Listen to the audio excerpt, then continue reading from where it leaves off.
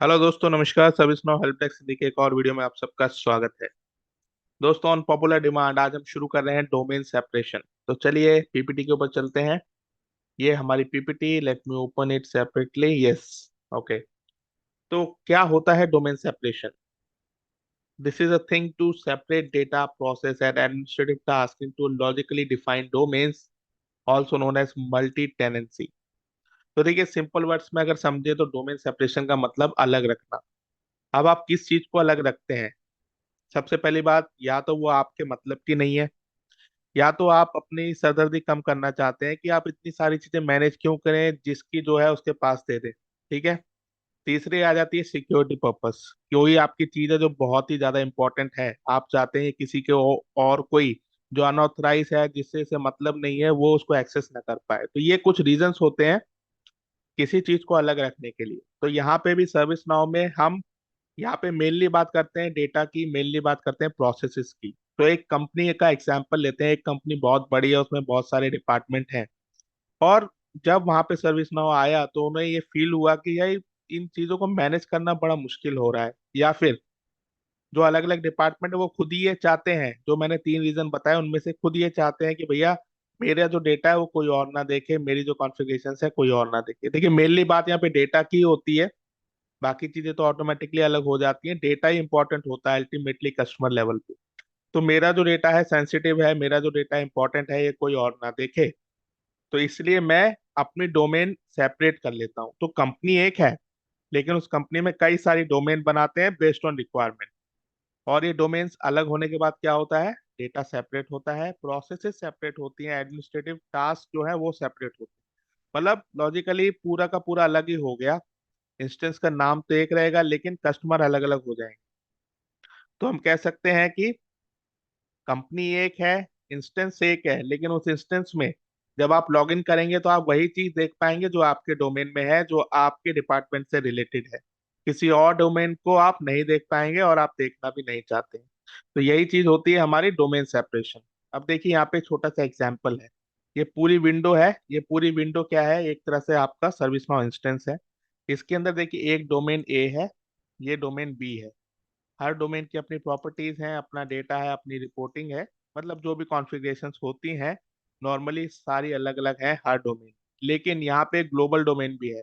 ये global domain होना जरूरी है, क्योंकि इंस्टेंस तो एक ही है ना। कुछ चीजें तो ऐसी होंगी जो दोनों के लिए सेम होंगी, या फिर कुछ चीजों को जानबूझ के सेम रखा जाएगा। क्योंकि कंपनी एक है, तो हो सकता है डोमेन ए और डोमेन बी के यूजर कुछ चीजें सेम करते हो, राइट। कुछ चीजें वहां पे सेम जाती हूँ, जैसे कि एचआर से रिलेटेड चीजें। भाई दोनों डोमेन के यूजर्स को अगर लीव अप्लाई करनी है तो इसमें कौन सा बहुत ज्यादा सिक्योरिटी इशू आ जाएगा, राइट। दोनों के लिए लीव तो सेम होगी। तो कुछ चीजें सेम हो सकती हैं और होनी भी चाहिए, इसलिए उनको ग्लोबल डोमेन में रखा जाता है।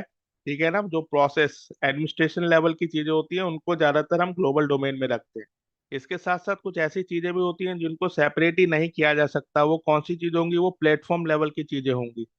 जो आपका प्लेटफॉर्म है उसमें बहुत सारे एसीएल्स होंगे, आपके प्लेटफॉर्म में सिक्योरिटी थिंग्स होंगी, कंटेक्स्ट मैनेजर्स होंगे। ये सारी की सारी चीजें सेपरेट नहीं की जा सकती, क्योंकि ये सर्विस नाउ प्रोवाइड करता है और ये सबको यूज करनी है। इसमें आप चेंजेस नहीं कर सकते। तो वो प्लेटफॉर्म लेवल चीजें या फिर कुछ कॉमन चीजें, सारी की सारी चीजें हम ग्लोबल डोमेन के अंदर ही रखते हैं। और ये चीज सर्विस नाउ पहले से ही डिफाइन करके रखा हुआ है कि ये पर्टिकुलर चीज ग्लोबल डोमेन में ही रहेगी, इसको हम सेपरेट नहीं करेंगे या फिर इसको हम बंद नहीं कर सकते।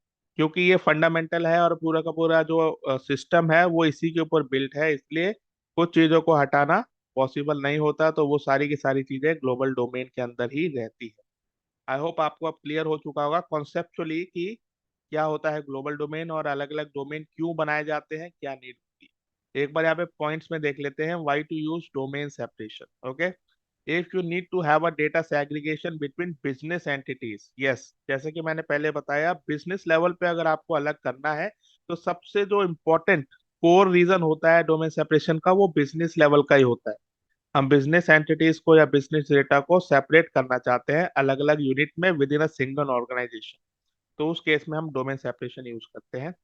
और जब डेटा सेपरेट होगा, चीजें सेपरेट होंगी, तो दूसरा पॉइंट आता है, if you need to customise business process definitions and user interfaces for each domain. तो हर डोमेन के लिए हम अलग अलग इंटरफेस रखना चाहेंगे, अलग अलग उनकी डेफिनेशन होंगी, जो भी उनके पैरामीटर्स हैं उनके हिसाब से चीजों को सेट किया जाएगा। तो ये बस ऑब्वियस है। If you need to maintain some global processes and global reporting in a single instance, तो जब सेपरेशन हो जाता है, लेकिन फिर भी जैसा हमने डिस्कस किया, कुछ चीजें हैं जो कॉमन रहती हैं, तो उनको मेंटेन करने के लिए हमें ये करना पड़ता है। इसके बाद है, if it require to have a separate data between service provider, customer, partners and sub organisation, तो ऑब्वियस है यहाँ भी बिजनेस की ही बात हो रही है। जो हमारे सर्विस प्रोवाइडर्स हैं ये अलग अलग एंटिटीज हैं, कस्टमर हैं अलग अलग एंटिटीज हैं, पार्टनर्स हैं अलग अलग एंटिटीज हैं। तो देखिए मोस्ट प्रोबेबली सर्विस नाउ ने भी ऐसे किया हुआ है, जो सपोर्ट का इनका इंस्टेंस है शायद वो भी मल्टी टेनेंसी है। अलग अलग कस्टमर को इन्होंने लॉगिन दिया हुआ है, अलग अलग कस्टमर पे इन्होंने डोमेन बना रखा है। ठीक है, वो आते हैं अपने उससे लॉगिन करते हैं और अपना ही केवल ऑर्गेनाइजेशन का डेटा उनको दिखता है। तो ये सर्विस नाउ खुद भी इम्प्लीमेंट करता है और अपने कस्टमर्स को भी ये फैसिलिटी देता है कि आप डोमेन सेपरेशन इम्प्लीमेंट करें।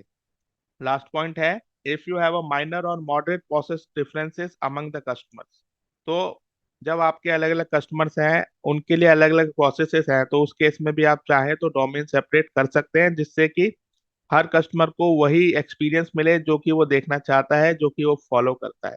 तो ये सारे के सारे रीजंस हैं जिसकी वजह से हम डोमेन सेपरेशन यूज करते हैं।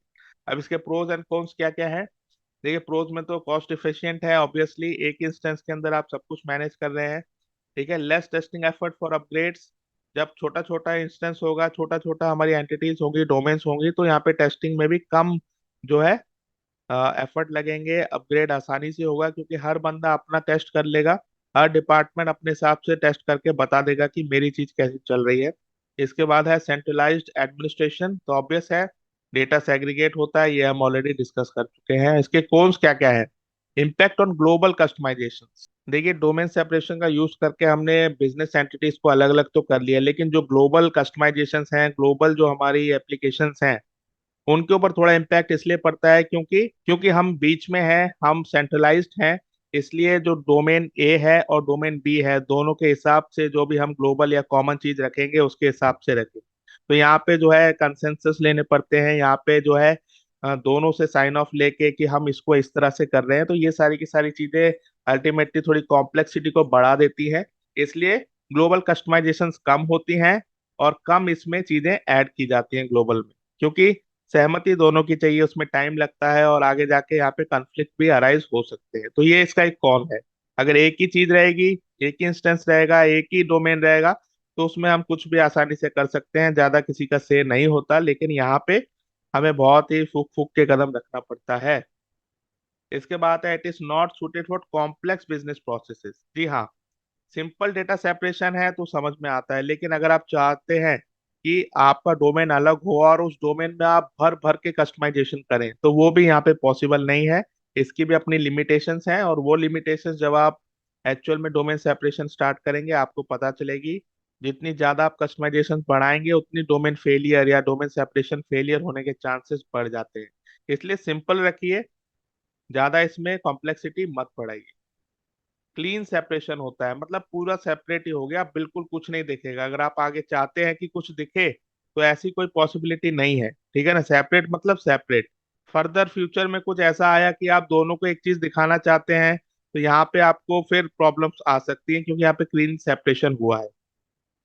Not suitable for every customer, obviously आपके अपने बिजनेस एथिक्स और बिजनेस रिक्वायरमेंट के हिसाब से आपको देखना पड़ेगा। ऐसा नहीं है कि कोई भी कस्टमर छोटी सी बात के लिए अपना डोमेन सेपरेट कर ले, तो ये भी यहाँ पे पॉसिबिलिटी नहीं है। तो प्रोज एंड कॉन्स हमने डिस्कस कर लिए। इसके बाद सिंपल इसको इंस्टॉल कैसे करना है, देखिए डेमो में ही हम इंस्टॉल कर सकते हैं। तो सिंपली आपको डेवलपर वेबसाइट में जाना है, वहाँ पे एक्टिवेट प्लगइन में क्लिक कीजिए और वहाँ पे आप देख सकते हैं ये डोमेन अवेलेबल होगा, इसको सर्च कीजिए और उसको आप एक्टिवेट कीजिए with demo data. Demo data होना जरूरी है, तभी जाके हम चीजें थोड़ा समझ पाएंगे अच्छे से।